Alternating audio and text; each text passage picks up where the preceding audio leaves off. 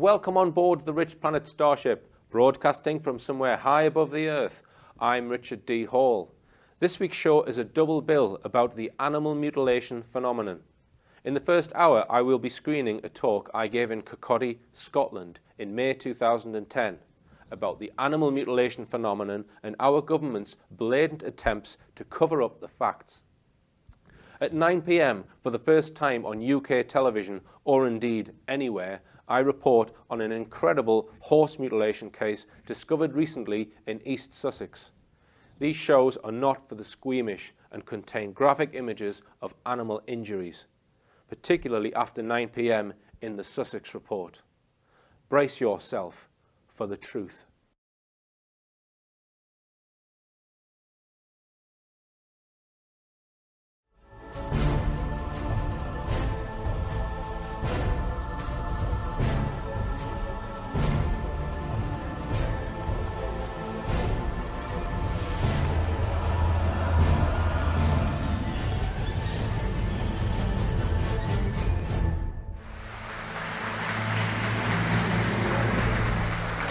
Thank you.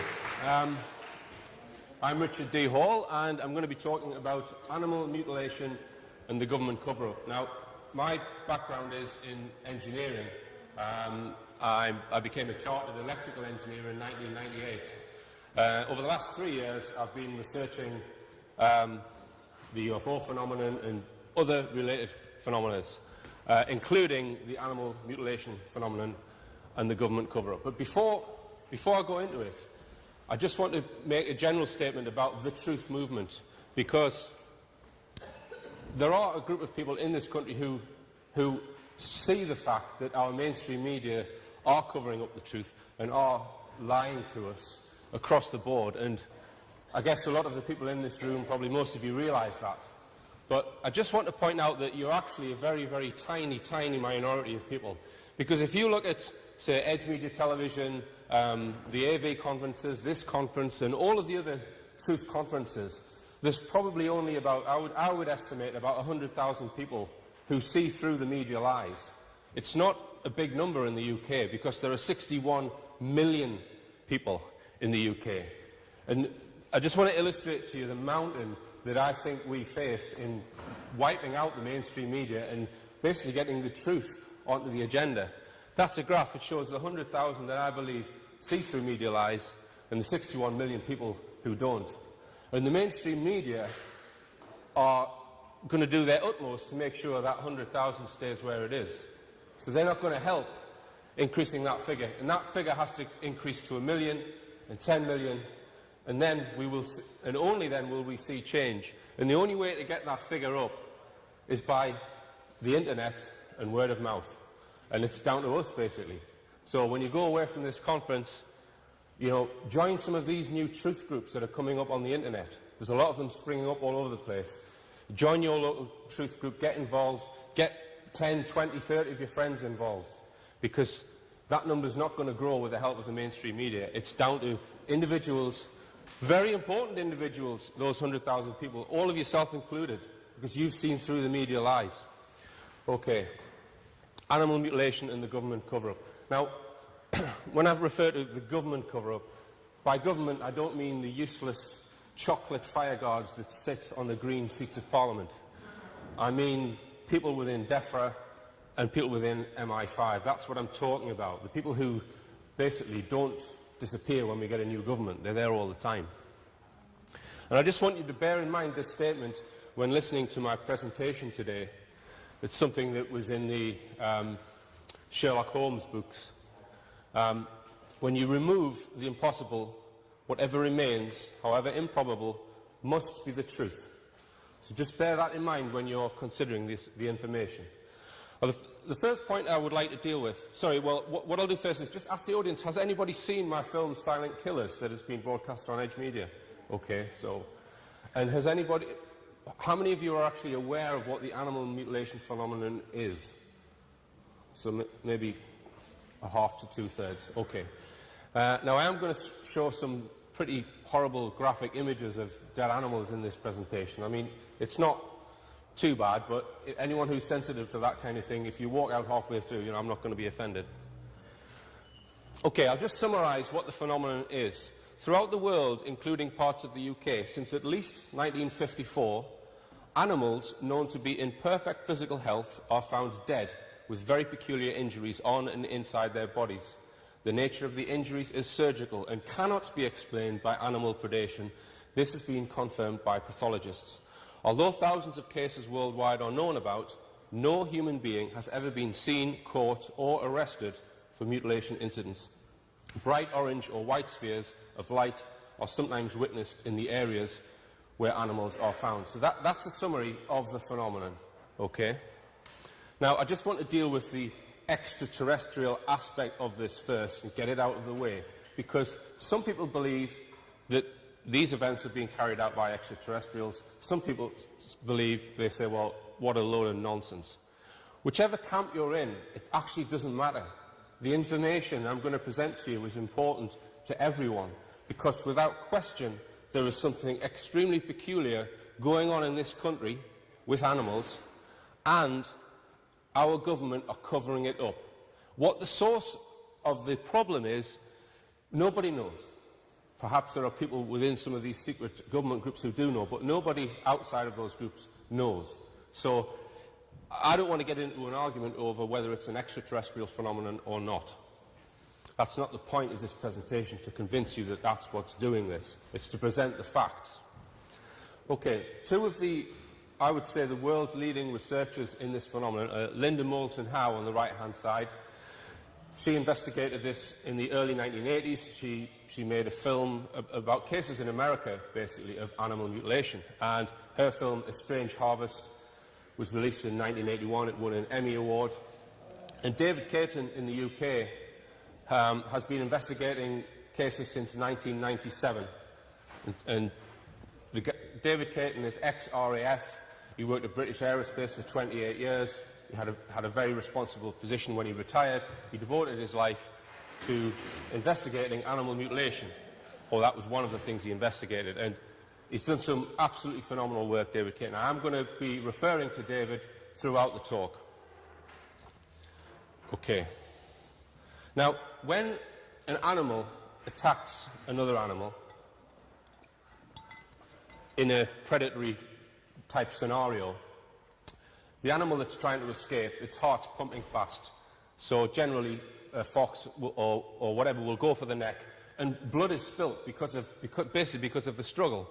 And predation attacks like this, they're a mess. So you have blood on the ground, you have blood on the carcass, and just generally the throat. So it's blood and guts, and there's a mess. And these incidents, none of them are anything like this. Okay, so just pointing out what predation looks like. Now, just over a year ago, I made contact with the Animal Pathology Field Unit, who've been investigating these cases for the last 10 years. And it's not easy for them, because the government are covering up, and I will come on to that. Like I said, David Caton at the top, Mike Freebury and Phil Hoyle. Phil Hoyle has been investigating cases in Shropshire, Mike Freebury down on Dartmoor. And, you know, some of their evidence, it's just unbelievable. Now, they've had the help of Professor Tony Fremont, who is he's a human pathologist, but he helped them out. They would take tissue samples to him, and if you were to speak to Tony Fremont, he would say to you, there's something completely inexplicable going on here. So that gave their group a high degree of credibility, the fact that they had a pathologist on board. Now, I'm just going to quickly whiz round this diagram and explain some of the classic injuries that are found. And we don't always find all of the characteristics in mutilation cases. Sometimes it's just some of them. So starting at the top right, often animals that are in perfect health one day, the following day they'll be found in this position where they've got jaw flesh stripped very, very cleanly down to the bone, and it's generally just off one side. The tongue is extremely cleanly excised with a sharp implement. It's provably not bitten off or took off by a predator. Eyes, often one eye is removed. Organs are often removed from the throat, such as the esophagus. And quite often there are puncture wounds found in the ventral neck area where seemingly all of the animal's blood is drained. I'll come on to that. And one of the classic signs is that small holes are cut into the body. And I'll also speak about that in more detail, generally in the abdomen, where large organs are removed from very small holes. The sex organs are often removed, and we see that in the middle, what we call a rectal core, where the animal's rectum, there's a hole maybe the size of a 50p piece or a little bit bigger, with a sealed edge. The entire rectum is removed from that orifice. And smaller animals tend to have holes in the centre of their head, and quite often the animal's entire brain, internal organs and spinal column are removed through a 10p piece size hole in the centre of their head. And also ears are often cleanly excised, and it's usually just one ear, but I will come on to that a little bit later. Now, I mentioned the jaw strip. Now, David Caton visited an abattoir a while back, and the guy at the abattoir said, in order to get an animal's jaw that clean, with all of the muscle and all of the tissue away from the jaw, would take high-pressure steam, and it would take quite a long time before you could remove all of the tissue to get it in that sort of condition. Okay, so I showed that picture to a farmer a few weeks ago, and she said, oh, well, a badger's done that. So the farmers, they come out with these explanations, you know, without really knowing, you know, badgers generally go for the liver. They rip the carcass open, they go for the liver and the heart. They wouldn't spend hours nibbling away at a jaw to get it stripped clean like that. Here's another example. This was in West Wales. That's a ram. And look how clean the flesh is from that jaw. This photograph, incidentally, was censored for 4 years by Devon police. Mike Freebury went through a legal battle submitting freedom of information requests, and it took him 4 years to get that photograph off Devon police.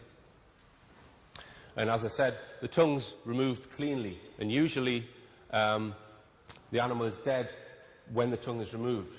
This is shown because there's no blood in the mouth. So the heart wasn't pumping when the tongue was cut off. And like I said before, neat-edged circular holes. Now these holes, they're sometimes circular, but they're quite often teardrop-shaped. If you just look to the left-hand side on that diagram, I'll zoom in a little bit, you can see it's sort of a teardrop-shaped hole, and quite often the edges are sealed in a way that wouldn't occur if it was just made with a sharp implement. So some pathologists that have got involved with this, and it's very few, believe that either a very sharp knife or laser has been used along with high heat. And it's the high heat which creates this almost perfect seal. And this next case, this was a lamb, and you can, if you just zoom in there, the fur around the wound has actually been, you know, moved or taken off as if it's been prepared for surgery. So that, provably, that has not been, you know, done by an animal. And this animal had internal organs removed from a hole which appears to be too small for those organs to fit. This case in Argentina in the year 2000, that cow was a perfect, healthy specimen the day before that photograph was taken. It had broken legs, so it looked like it had been dropped from a height. And it had the classic jaw strip you can see there. Now this animal... Again, it had had all of its internal organs removed, but the only orifice on the body was a hole in its rectum about 15 centimetres in diameter, and its brain had been removed from that hole as well. And the farmer telephoned the police and the sheriff, and a veterinary pathologist came along to cut the thing open, and they opened it up, and it was completely empty, with just a hole this size. And like I say, it was running around perfectly healthy the day before. And there we see the hole there. Not very pretty. Okay, and like I said, ears are often removed, cleanly excised, and quite often it's just the one ear. And the same with the jaw strip, quite often just one side. And in this particular case, an ear was removed, and as farmers do, they tag their animals with these tags which go through the ear. Whatever had done it had no need for the tag, so they just left that on the ground. But the carcass was there with no ear. And as I mentioned before, holes in the ventral neck area where, on occasion, all of the animal's blood is removed. Now, when an animal dies, if it's got a wound, it will pump out about 60% of its blood before its cardiovascular system collapses and it dies. So there's always blood left in the body.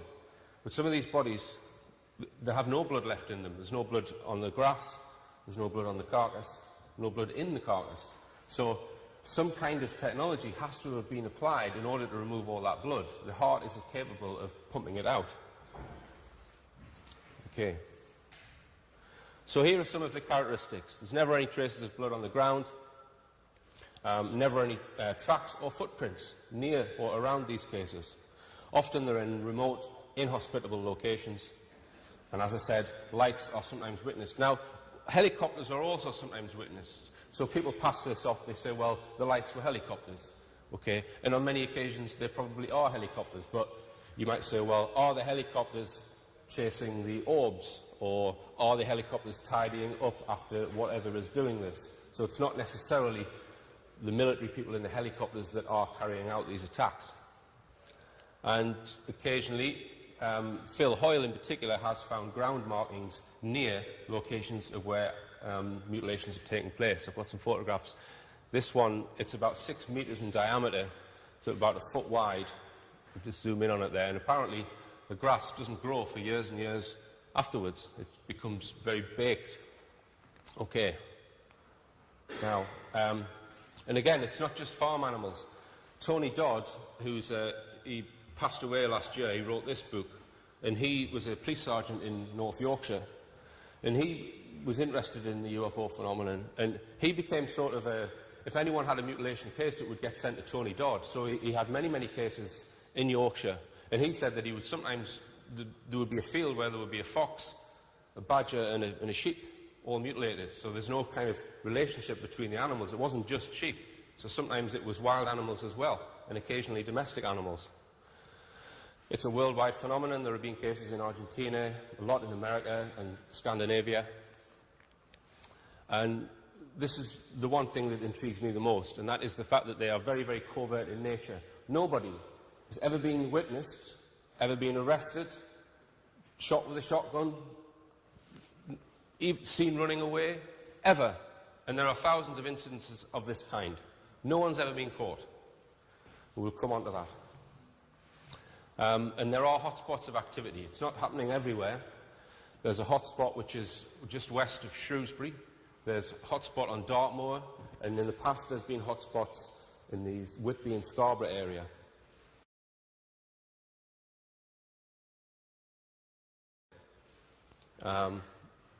Okay, just going to have a little look at this clip from my film Silent Killers.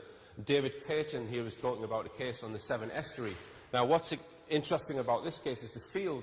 There were 16 sheep mutilated, 40 injured, and the field, one side of it was backed onto the Severn Estuary, the other side was a railway line, and the other two sides were adjacent fields. So there was no either access by road or foot. It was a very inaccessible field, and apparently it was pouring down with rain. Even the farmer said he wouldn't have liked to have been out on that evening. So it's about a 4-minute clip. There's reports initially of 40 injured animals, 16 dead. This happened on... And the location is on the Severn Estuary, on the Forest of Dean side. Right. So the RSPCA attended, apparently, a big cat expert, a fellow called Danny Bamping from the British Big Cat Society, who declared, so the farmer told me, to the TV camera people, crew who were there, that it was not the work of big cats, and he disappeared. The RSPCA were mystified and were more interested in making a plug for the public watching the TV news to get funds for the RSPCA, which is what they do. So the farmer was absolutely fuming about it because he's lost all his animals with no real explanation. So the CID came back in, we happened to meet two of them, and a vet from a practice in Chepstow, a lady called Jane Glover Hill, appeared, armed with a big knife, to detach the heads of 4 of the animals and take a whole one, which I helped her in the car boot with, back to the veterinary practice to conduct some radiography on the heads to look for evidence of lead shot. Right. And was there any evidence of lead shot? No, absolutely none at all. Clean as a whistle. And did these have any of the mutilation signs? Any of the 14? Yes, in a sense. When I heard of this, I rang the TV people in Bristol, who gave me the name of the farmer.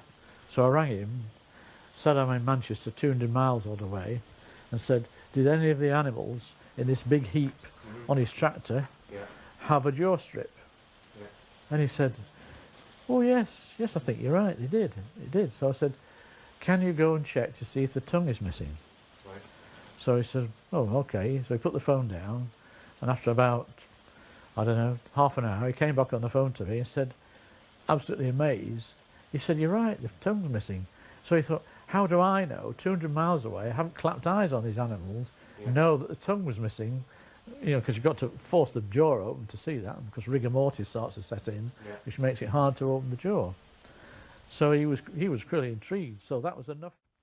She invited me and Robert to go back with him to Chepstow before we headed back up north, while they did some of the radiography.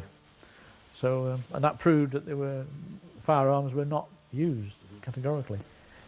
But she found some very interesting wounds. This photograph with the head detached, Jane Glover Hill, discovered, with dissection I guess eventually, that these two holes were in the side of the head, a bit similar to the lamb from Shropshire, but deeper, within the bigger hole. Right. And she found they seemed to line up. And she actually passed an implement through from one side to the other, which was a knitting needle actually, which she suggested a clamping device had been forcibly, and a lot of force, she said, would have been applied to press these two appeared to be blind holes, but diametrically opposite each side of the head. And then this had missed the top of the brain that came out the other side. But that clearly was not done by a bullet. The main thrust of it was to eliminate firearms. And that's really all they were interested in doing. That was the veterinary practices in brief, to eliminate the firearms. And once that was done, the police lost interest. The case was closed. So nobody had any answer to it, basically. Okay, and that's quite often what happens in these cases. You know, the police aren't interested. As long as there's no firearms used, they go away. The big cat guy said, well, it's not big cats, I'm not interested. The RSPCA just made a plug for their funds. They weren't interested. So they had no answer to it. And the holes in that sheep's head, it had almost looked like they'd been drilled into the skull, 3/4 of an inch diameter, and then another small hole inside that hole. And provably, they were not done by firearms. Okay, I mentioned that the nature of these attacks is very, very covert. No one's ever been seen, caught, or shot carrying them out. And I just want to read a couple of extracts to try and shed some light on this covert side to it. This is from Tony Dodd's book, who, like I said, is an ex-police sergeant in North Yorkshire. Some of the farmers in the area who lost stock reported these unnatural deaths to the Ministry of Agriculture, and they were visited by inspectors from the government agency. But at no time were they given an explanation for what was happening, nor did they find their official visitors helpful or communicative about a problem that was affecting their livelihoods. In fact, they found these shadowy figures so obstructive they simply do not report the mysterious deaths anymore. Cedar heard from one of his contacts that small mutilated animals were taken to the Ministry of Agriculture depot, where they were sealed in plastic containers and sent abroad. Unfortunately, he does not know where they went. Determined to get to the bottom of what was going on and protect their livestock, the farmers arranged a vigil at one field between Scarborough and Whitby, where a spate of mutilations had occurred. They hired infrared cameras, which would be triggered by movement in the field. The sensors were rigged so they would record any movement above the height of the sheep, so that they would not be fired by the sheep moving around in the field. Armed with shotguns, a group of farmers spent the night in the open field in the open next to the field. The cameras flashed 3 times, but the farmers neither saw nor heard anything. The following morning, however, they found another mutilated lamb only yards from their observation point, and 2 more at the other side of the field. There had been no sound of disturbance in the flock during the night, and again the mutilations were surgically precise and bloodless, each animal having a small, neat hole in the forehead and its rectum cored out. When the films were developed, they showed only a black background with a small white cloud in the centre. So there's something very strange going on there. And again, in Timothy Good's book, this is from a case in Colorado. At about 1730, on the 13th of September 1994, during a wave of livestock mutilations in New Mexico, Colorado, Nevada, Larry Gardia was checking a herd of cattle belonging to Esteban Sanchez in Luna Canyon near Las Vegas, northeast New Mexico, when he heard a loud, dull hum like a transformer or the sound an arc welder makes.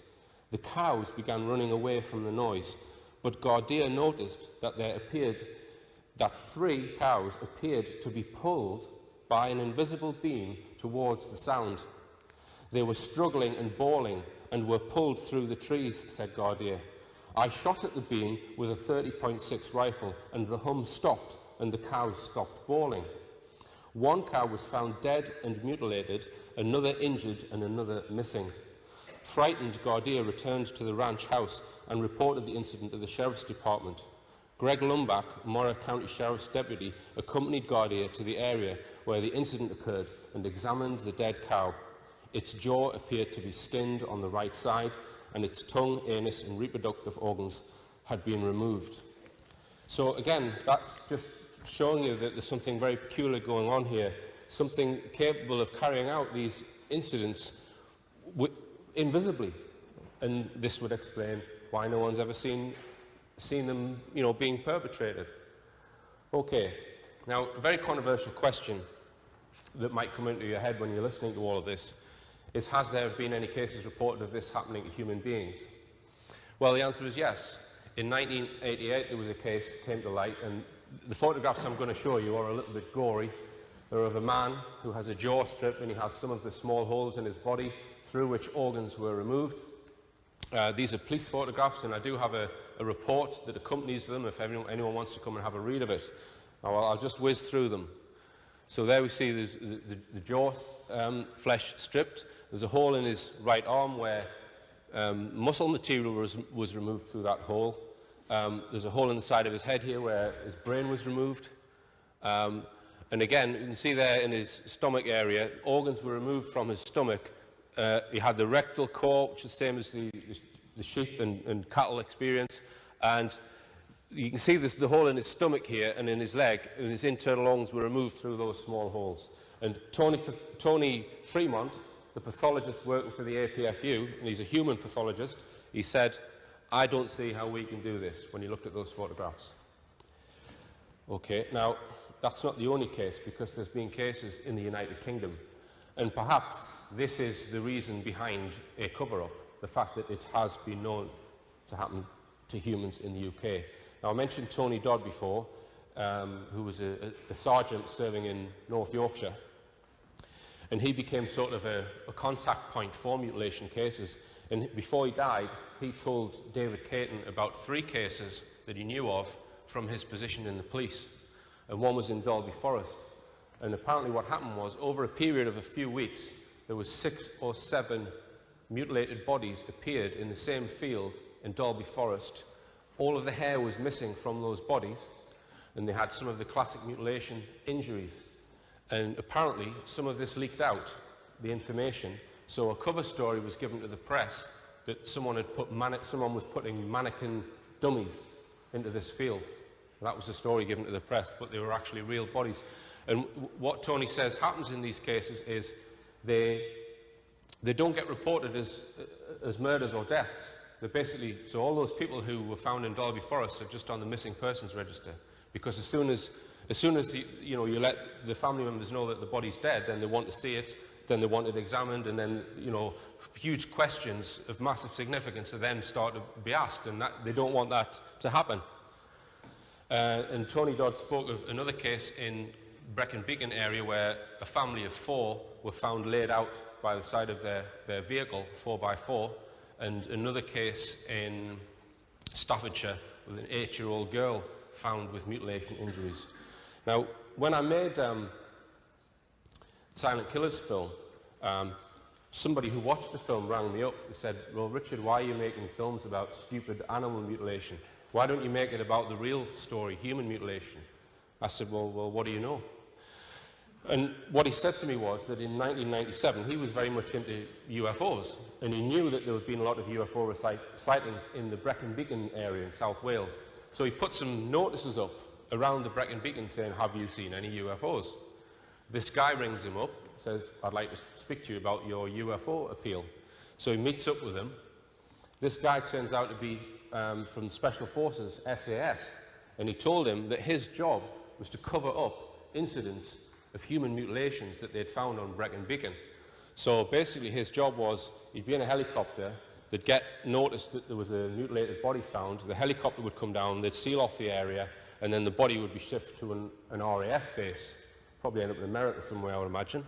And this guy, this SAS guy, he said he was in a group called Group 58 Security. That was this secret group. And he basically told this guy, or he met him twice on 2 occasions, and he took some personal photographs, this SAS guy. So he had, I think it was a couple, a 20-year-old man and a 16-year-old girl who'd been mutilated. They had the classic mutilation signs, and he showed this guy the photographs. So he was very, very freaked out by this. So he thought, well, somebody who's shown me photographs of a dead body, I need to report this to the police, because he didn't know what to believe. So he went to South Wales Police, and then he was interviewed by CID officers, and he was told to come back the following day. When he went back the following day, he was told that those CID officers were on holiday to come back in 5 weeks. He went back in 5 weeks, he's told they were on sick leave, so they were just palming him off. So they got his information. Now, allegedly what then happened was the SAS guy got a bollocking off his superiors, and it caused friction between the guy who contacted me and the SAS guy. But the SAS guy gave some of his information, and I know that he gave the photographs to Tony Dodd, author of, because Tony Dodd was probably one of the main researchers in the UK on this subject. Now, I've tried to get, well, firstly, the guy who contacted me, I've tried to get him to go on camera about 3 times, and he's agreed to an interview, and then he's lost his bottle at the last minute each time. I even went all the way down to Wales to interview him, and then he lost his bottle again. You know, that was a wasted journey. So, but Tony Dodd had these images of these mutilated bodies from Brecon Beacon, but we contacted his wife, and she said that she threw all of his research material out when he died. So it was like, you know, we really wanted to get those images. Anyway, so, you know, that's pretty scary stuff, and possibly points to why there is a cover-up over this particular issue. And I'm going to present quite a lot of evidence that A, the government know all about this, and B, that they're trying to hide it from us. Now, the only actual statement from government that we know of ever on this subject was in 1998, because BBC Manchester were doing a piece on it, and so therefore, you know, BBC Manchester got in touch with the government, and they've obviously thought, well, we've got to say something if the BBC were involved. And all they said was, the series of animal mutilations have been very distressing for the farmers involved, and the majority of these incidents have been reported to the police as very serious offences and are being dealt with them at present. As a result, it is not for the Ministry of Agriculture to pass comment on these incidents, as they are being handled by the relevant authorities. Now, after that point in time, there's been both media blackout and government blackout. No one's ever spoken about it publicly. But the incidents have continued right through, you know, from the 90s onwards to now. They're still happening now. And I mentioned Professor Tony Fremont, the pathologist that was helping these 3 guys who were doing the research. And he received letters from a chap called Kevin McClure. Now, I don't want to go into ufology too much, but there's a guy in ufology called Andy Roberts. Now, Andy Roberts basically is a UFO skeptic, and he writes books about, he basically tries to debunk what I would consider very tight, watertight UFO cases, and I believe that he's steered somehow by the intelligence agencies to do this, that he's actually, that's the job, although I can't prove that. Now, a very close friend of his is Kevin McClure, and he wrote this letter, he wrote 2 letters to Tony Fremont, basically trying to scare him off to stop doing this research for the APFU. And he says here that I would be grateful to know whether the University of Manchester is aware that your work is being used to argue for the reality of extraterrestrial intelligent entities which abduct animals, mutilate them, then return them to the fields where they were found. And then he goes on basically point after point trying to scare Fremont off from doing this research, because obviously this is what perturbs the authorities, that is, they've got a pathologist on their side. Without him, you know, the group can just be passed off as a bunch of quacks. So this is why I don't believe that letter was just from, you know, Kevin McClure, a member of the public. I think he's been put up to write that letter.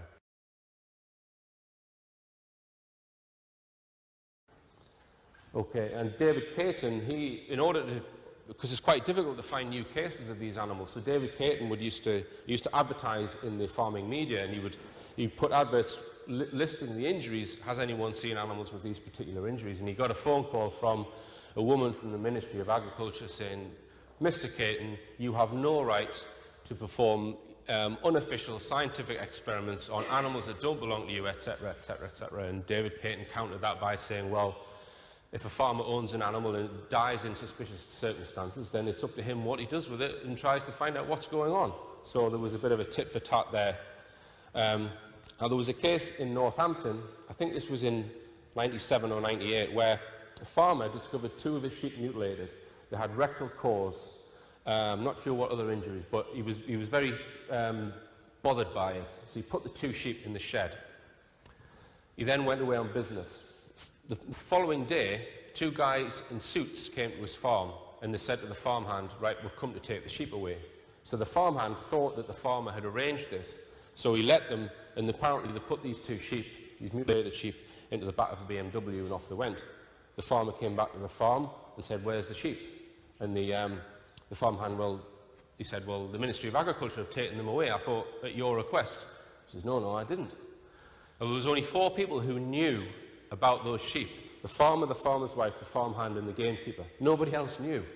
So those government officials knew that those sheep had been mutilated to take them away. They hadn't told anyone. So it just so happened that the gamekeeper, his brother, is a chief inspector. So he got his brother, he says, well, why don't you get your brother to ring the Ministry of Agriculture and try and get these sheep back? So he rang them. Initially, they denied all knowledge of it. And then he said, well, okay, as far as I'm concerned, this is a criminal case because your government officials have stolen this farmer's sheep, and I'm prepared to take this to court if you don't return those sheep. So then someone else came on the phone and said to him, if you pursue this case as a criminal case, you will be hearing from your superiors. And that's what happened. So someone in the Ministry of Agriculture had the power to get a chief inspector warned off the case by his superiors. And there was another case several months after that case where a guy had 3 horses. One of them disappeared completely. The other one had the classic mutilation signs. I think it had a jaw strip and a rectal core. So he rang the vet, because the 3rd horse that survived was like completely spooked. It was stressed. So he rang the vet, but the vet didn't come out. 2 officials from the Ministry of Agriculture came out, a man and a woman, with a big van, and they started winching up the dead horse into the back of the van. He says, well, what are you doing with my horse? You haven't even examined it to see what's happened. And apparently the woman said, this has nothing to do with you, it's government business. You will be compensated. And then, and this is the bit that intrigues me, she went on to say, I've got it written down here, to this farmer he said, well, I'm going to write to the Prime Minister about this. And apparently she said to him, that will do you no good whatsoever. And then she said to him that the Ministry of Agriculture have got operatives in every department in the country, in health and safety positions, and other positions in the councils, unknown to the councils who they are. So every council has got a plant, someone with a dual secret role in there, keeping their eye out for mutilation incidents, tip-off MAF, or DEFRA as it's now called, so that they can then come and cover it up. And they're probably getting big, fat second salaries to operate as agents within our local authorities. Okay.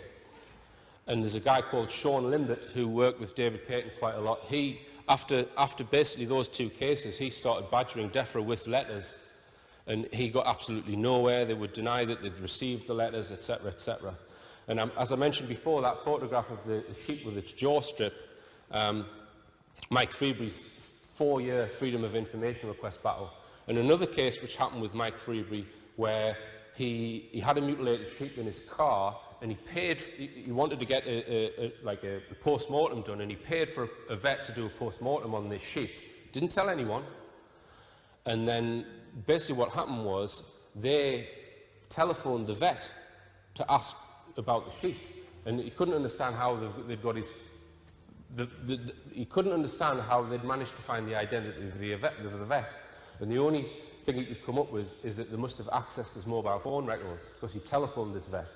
So they were surveilling him, presumably. Now this advert, I put this advert in the Farmer's Guardian last year, because we were looking for fresh cases, because there's certain specific tests that we actually want to do. And I got a call from my local council, from the animal welfare officer, just basically saying to me, look, I'm just trying to keep you on the right side of the law, Richard. You do realise it's illegal to remove animal parts from farms and all the rest of it. So he was kind of warning me. Now, what about, that's evidence of a government cover-up. What about evidence of a media cover-up? Because in our world, if the government start doing misdemeanours and things they shouldn't, it should be up to the media to expose that. But as we know, the two are colluded. Now, when David Caton put one of those adverts in the farming media, one of the journalists at the Farmers Weekly picked up on it and he said, oh, that sounds amazing. Well, not amazing, but fascinating. I'll write an article about it. So he wrote an article all about the animal mutilation phenomenon, and then the editor of the Farmers Weekly said, no, you're not going to publish that. And here's the letter. It certainly makes disturbing reading, but I feel this is a little too sensational for our readers. If definite proof can be found, we would certainly be interested in running something, but I guess that's some way off. Now, in 2003, a BBC producer came to David Caton's house, and David Caton is probably the guy who's got most of the evidence. He's got hundreds of photographs of mutilated animals. That's where most of my information has come from.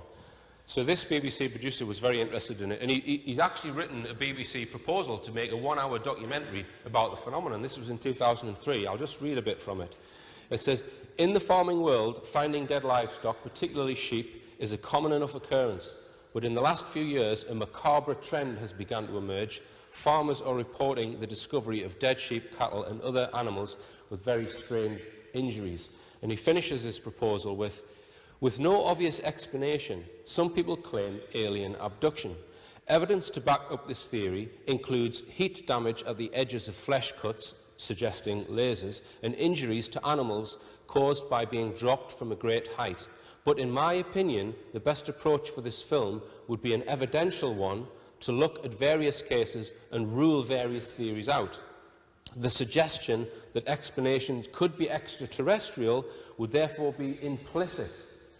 So the BBC proposed making a documentary where they were going to imply that this phenomenon was possibly extraterrestrial.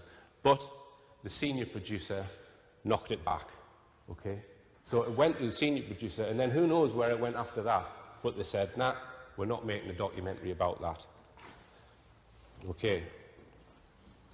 And like I said, there's been nothing, not a jot in the newspapers until very recently, and I'll come on to that. But since '98, nothing in the newspapers. And last year I sent copies of my film to the press, but they didn't want to cover it.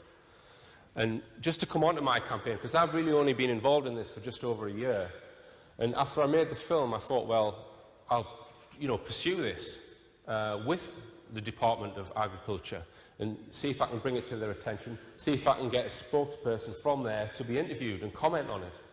And, I came up with a brick wall, basically. In May 2009, I telephoned DEFRA, I sent them emails, and they just basically passed me around in a circle. I produced a film that came out on the 18th of May 2009. Then I wrote to DEFRA again on the 8th of July. I basically got a holding letter on the 16th of July, and then I still hadn't heard anything from them. And in my correspondence, I listed all the evidence, pointed them to my website, etc., asked if they would make a comment on it, and it was just silence. So I thought, well, I'll go to my MP, see if I can, stir some shit up. So I gave my MP a copy of my documentary, and he was sort of, wow, this is pretty, interesting stuff. So he wrote a letter to the Secretary of State for Agriculture, Hilary Benn, saying that he'd seen my film and that he was disturbed by it, and could he answer my concerns. Hilary Benn then got his junior minister, although he's the minister responsible for farm animals, Jim Fitzpatrick, to write me a letter. So that was 19th of October 2009, and I had to go to my MP to get the reply. So you can see how long it took from the 8th of May. And basically, he went on about animals and safety and stuff like that, but there was only one real relevant sentence in his letter, and it said, "My officials do not have any information on incidents of this kind."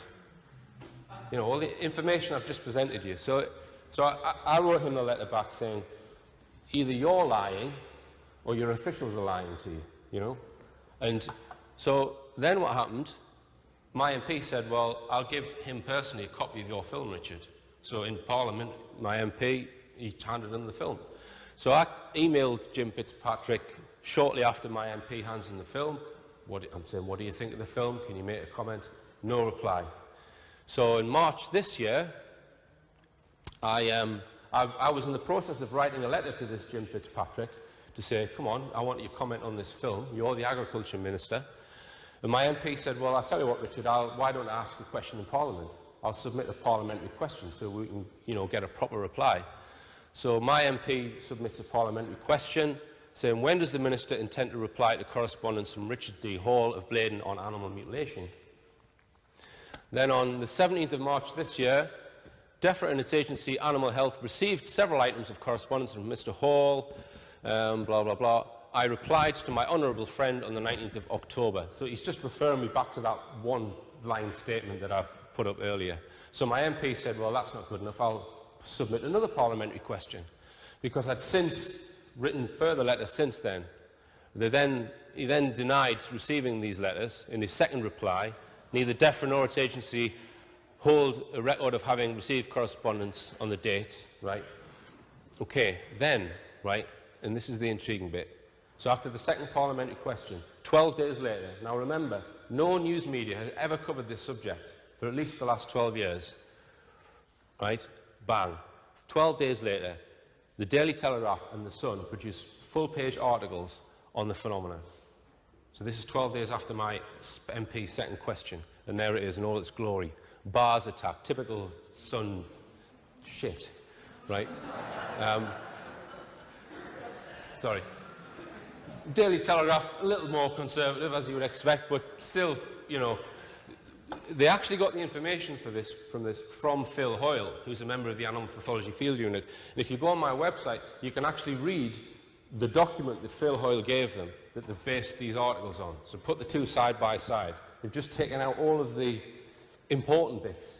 And there's a photograph you can't see on there that they used in the Sun, and it was of an animal that had been killed through natural predation. It wasn't one of the hundreds of photographs that David Caton could have given them. Do you know what I mean? So they haven't presented the story correctly with all of the evidence. But I believe that possibly, and I've got no proof that this is the case, that, you know, a minister's getting these questions, and he's probably saying to his officials, well, what do I say to this Hall guy? He's not going to go away. You know, how do I get rid of him? So possibly one technique would be, well, we'll put something in the media, and we'll debunk it in the media, and then at least we're not going to get accused of a cover-up. It's in the media, everyone knows about it, so they can then refer me to this. But I could be wrong there, but that's my feeling. Because once, you know, MPs sort of get the bit between their teeth, you know, then that's more than just a member of the public writing to a minister. And then I got a letter after that had been published saying, you should bring this to the attention of the relevant authority, Animal Health or the police, and they will investigate. Right, okay, back to square one. So, anyway, let's just forget about the chocolate fireguard government for the moment, because they're a complete and utter waste of space. And let's look at the possible explanations for what's actually going on here. Now, we mentioned animal predation, and I completely rule that out because of all of the evidence I've already presented. A lot of people suggest satanic cults, and, you know, they do get up to some weird things.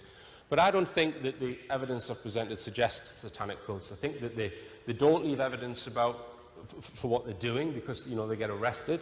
No one's ever been caught. And some people say, well, it's a secret government project. It could be.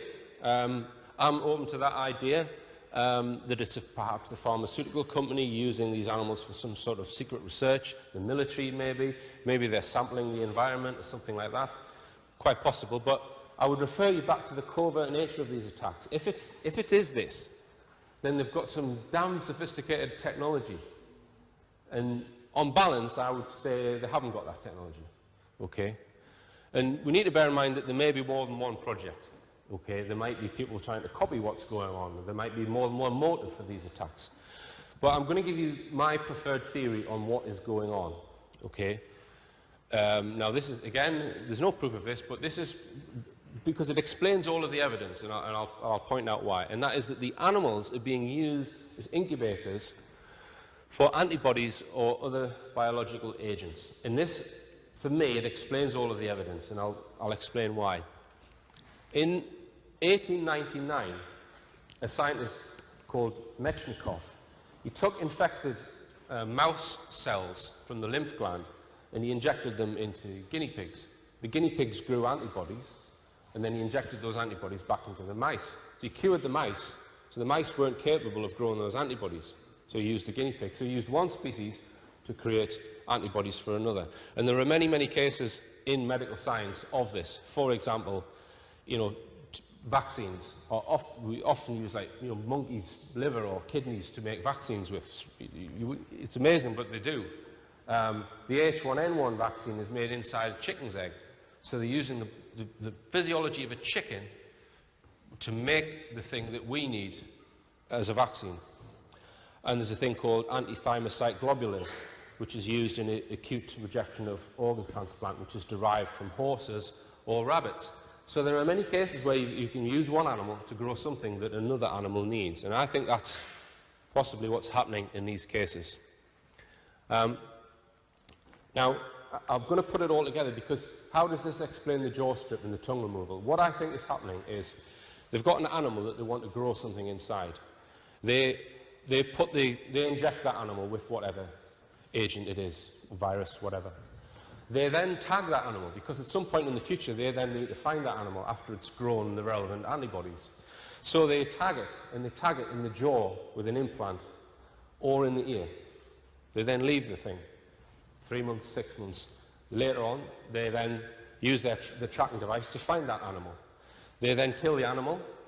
They then cut the tongue off, and then use the tissue of the tongue to test to see if it's got what they want. And then when you go to the doctors, the first thing they say is, put your tongue out, I want to see how well you are. So it's a means of testing. So they test the tongue, they say, yep, it's got what we want. They exsanguinate the blood and take the organs that they want.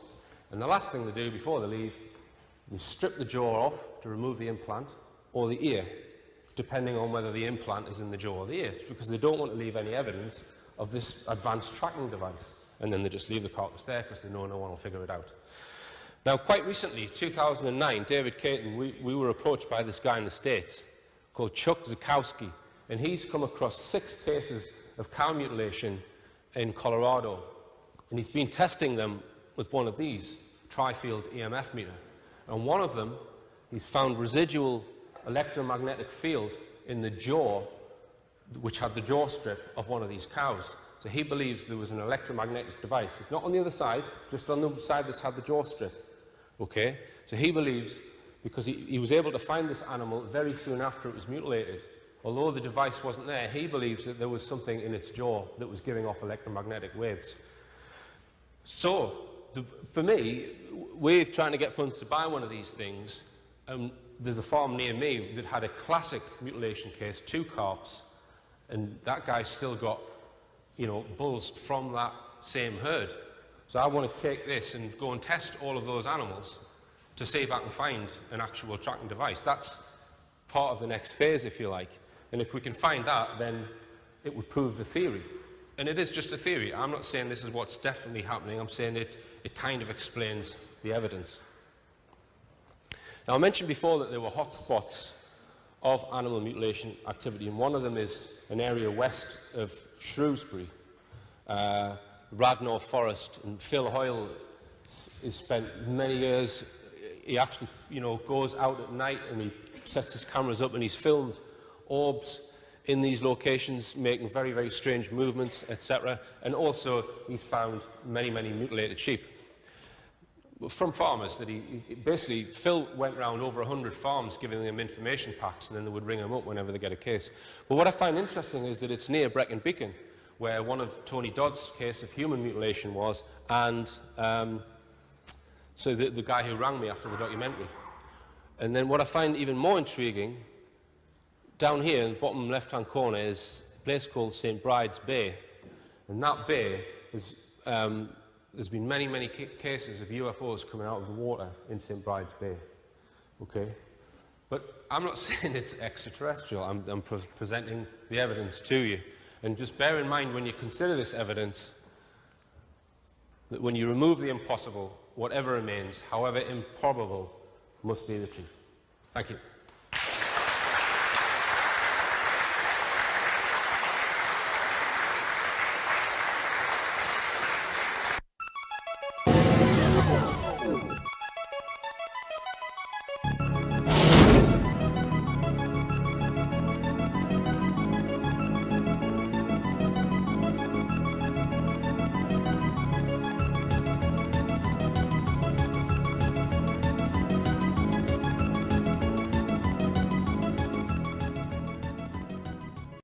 Before I go into it, I just want to make a general statement about the truth movement, because there are a group of people in this country who see the fact that our mainstream media are covering up the truth and are lying to us across the board. And I guess a lot of the people in this room, probably most of you, realise that. But I just want to point out that you're actually a very, very tiny, tiny minority of people. Because if you look at, say, Edge Media Television, the AV conferences, this conference, and all of the other truth conferences, there's probably only about, I would estimate, about 100,000 people who see through the media lies. It's not a big number in the UK, because there are 61 million people in the UK. And I just want to illustrate to you the mountain that I think we face in wiping out the mainstream media and basically getting the truth onto the agenda. That's a graph. It shows the 100,000 that I believe see through media lies and the 61 million people who don't. And the mainstream media are going to do their utmost to make sure that 100,000 stays where it is. So they're not going to help increasing that figure. And that figure has to increase to 1 million and 10 million, and then we will see, and only then will we see change. And the only way to get that figure up is by the internet and word of mouth. And it's down to us, basically. So when you go away from this conference, you know, join some of these new truth groups that are coming up on the internet. There's a lot of them springing up all over the place. Join your local truth group, get involved, get 10, 20, 30 of your friends involved, because that number's not going to grow with the help of the mainstream media. It's down to individuals, very important individuals, those 100,000 people, all of yourself included, because you've seen through the media lies. Okay. Animal mutilation and the government cover-up. Now, when I refer to the government cover-up, by government I don't mean the useless chocolate fire guards that sit on the green seats of Parliament. I mean people within DEFRA and people within MI5. That's what I'm talking about. The people who basically don't disappear when we get a new government. They're there all the time. And I just want you to bear in mind this statement when listening to my presentation today. It's something that was in the Sherlock Holmes books. When you remove the impossible, whatever remains, however improbable, must be the truth. So just bear that in mind when you're considering the information. Well, the first point I would like to deal with, what I'll do first is just ask the audience, has anybody seen my film Silent Killers that has been broadcast on Edge Media? Okay, so, and has anybody, how many of you are actually aware of what the animal mutilation phenomenon is? So maybe a half to two-thirds. Okay. Now I am going to show some pretty horrible graphic images of dead animals in this presentation. I mean, it's not too bad, but anyone who's sensitive to that kind of thing, if you walk out halfway through, you know, I'm not going to be offended. Okay, I'll just summarise what the phenomenon is. Throughout the world, including parts of the UK, since at least 1954, animals known to be in perfect physical health are found dead with very peculiar injuries on and inside their bodies. The nature of the injuries is surgical and cannot be explained by animal predation. This has been confirmed by pathologists. Although thousands of cases worldwide are known about, no human being has ever been seen, caught or arrested for mutilation incidents. Bright orange or white spheres of light are sometimes witnessed in the areas where animals are found. So that's a summary of the phenomenon. Okay? Now, I just want to deal with the extraterrestrial aspect of this first and get it out of the way, because some people believe that these events are being carried out by extraterrestrials. Some people believe, they say, well, what a load of nonsense. Whichever camp you're in, it actually doesn't matter. The information I'm going to present to you is important to everyone, because without question, there is something extremely peculiar going on in this country with animals, and our government are covering it up. What the source of the problem is, nobody knows. Perhaps. Now, they've had the help of Professor Tony Fremont, who is he's a human pathologist, but he helped them out. They would take tissue samples to him, and if you were to speak to Tony Fremont, he would say to you, there's something completely inexplicable going on here. So that gave their group a high degree of credibility, the fact that they had a pathologist on board. Now, I'm just going to quickly whiz around this diagram and explain some of the classic injuries that are found. And we don't always find all of the characteristics in mutilation cases. Sometimes it's just some of them.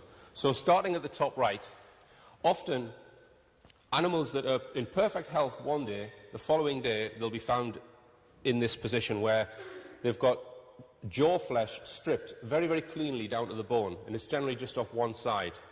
The tongue is extremely cleanly excised with a sharp implement. It's provably not bitten off or took off by a predator. Eyes, often one eye is removed.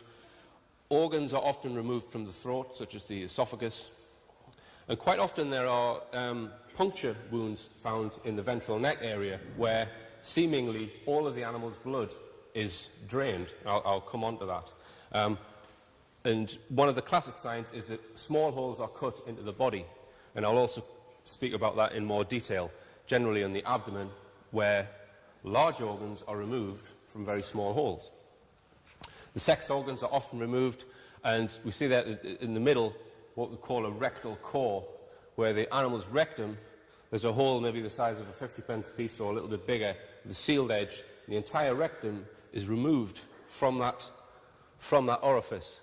And smaller animals tend to have holes in the centre of their head, and quite often the animal's entire brain, internal organs and spinal column are removed through a 10p piece size hole in the centre of their head. And also ears are often cleanly excised, and it's usually just one ear, but I will come on to that a little bit later. Now, I mentioned the jaw strip. Now, David Caton visited an abattoir a while back, and the guy at the abattoir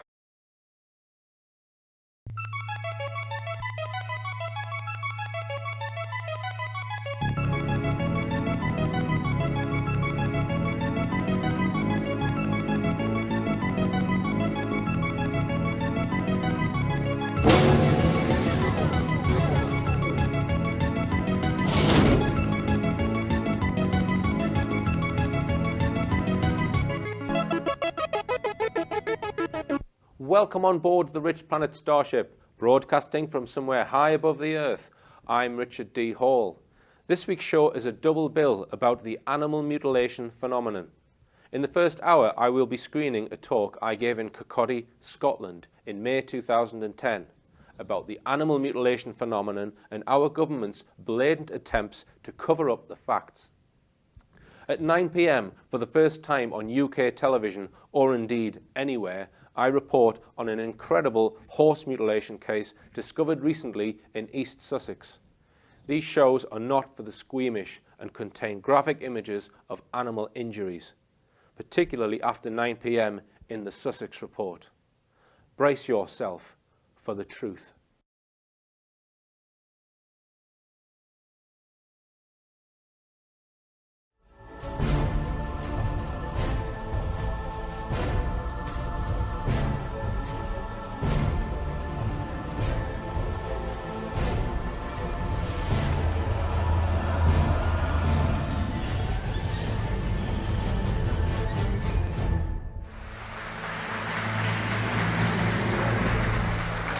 Thank you. I'm Richard D. Hall, and I'm going to be talking about animal mutilation and the government cover-up. Now, my background is in engineering. I became a chartered electrical engineer in 1998. Over the last 3 years, I've been researching the UFO phenomenon and other related phenomena, including the animal mutilation phenomenon and the government cover-up. But before, there are people within some of these secret government groups who do know, but nobody outside of those groups knows. So I don't want to get into an argument over whether it's an extraterrestrial phenomenon or not. That's not the point of this presentation, to convince you that that's what's doing this. It's to present the facts. Okay, two of the, I would say, the world's leading researchers in this phenomenon, Linda Moulton Howe on the right-hand side. She investigated this in the early 1980s. She made a film about cases in America, basically, of animal mutilation. And her film, A Strange Harvest, was released in 1981. It won an Emmy Award. And David Caton in the UK has been investigating cases since 1997. David Caton is ex-RAF. He worked at British Aerospace for 28 years. He had a very responsible position when he retired. He devoted his life to investigating animal mutilation. Or that was one of the things he investigated. And he's done some absolutely phenomenal work, David Caton. I'm going to be referring to David throughout the talk. Okay. Now, when an animal attacks another animal in a predatory type scenario, the animal that's trying to escape, its heart's pumping fast. So generally, a fox or whatever will go for the neck, and blood is spilt basically because of the struggle. And predation attacks like this, they're a mess. So you have blood on the ground, you have blood on the carcass, and just generally the throat. So it's blood and guts, and there's a mess. And these incidents, none of them are anything like this. Okay, so just pointing out what predation looks like. Now, just over a year ago, I made contact with the Animal Pathology Field Unit, who've been investigating these cases for the last 10 years. And it's not easy for them because the government are covering up, and I will come on to that. Like I said, David Caton at the top, Mike Freebury and Phil Hoyle. Phil Hoyle has been investigating cases in Shropshire, Mike Freebury down on Dartmoor. And, you know, some of their evidence, it's just unbelievable.